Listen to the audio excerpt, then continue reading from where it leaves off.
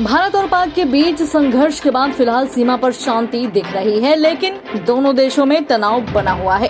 भारतीय सेना की ओर से आज सोमवार को एक बार फिर प्रेस ब्रीफिंग की गई है, जिसमें उन्होंने कहा कि हमारी डिफेंस को भेदना मुमकिन नहीं है। हमने चीन के बने PL-15 मिसाइल को मार गिराया। हमने अपने मिशन को हासिल कर लिया। जी हां, DGMO air marshal Awadhesh Kumar Bharti ने अपने PC में कहा कि हमारी लड़ाई आतंकवाद और आतंकवादियों के खिलाफ थी।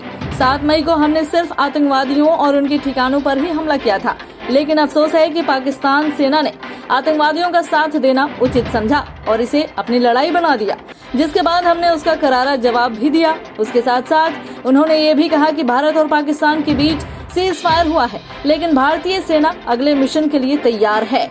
उन्होंने आगे कहा कि इस परिस्थिति में हमारी जवाबी कार्रवाई बेहद अहम हो गई थी और इसमें उनका जो भी नुकसान हुआ वो खुद इसके लिए रिस्पॉन्सिबल है। हमारी एयर डिफेंस सिस्टम देश के लिए दीवार की तरह खड़ी थी और इसको भेदना किसी भी दुश्मन के लिए नामुमकिन था।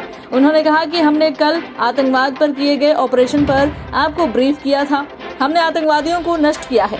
एयर मार्शल अवधेश कुमार भारती ने आगे कहा कि हमने इस ऑपरेशन में 3 तरह के हथियारों का इस्तेमाल किया: low level defence gun, SAMS और long range surface to air missile. भारतीय वायुसेना ने अपने इस ऑपरेशन सिंदूर के दौरान AD सरफेस पेचोरा आकाश मिसाइल सिस्टम जैसे हथियारों का इस्तेमाल किया, जबकि पाकिस्तान ने चीन में बनी लॉन्ग रेंज मिसाइल का इस्तेमाल किया था।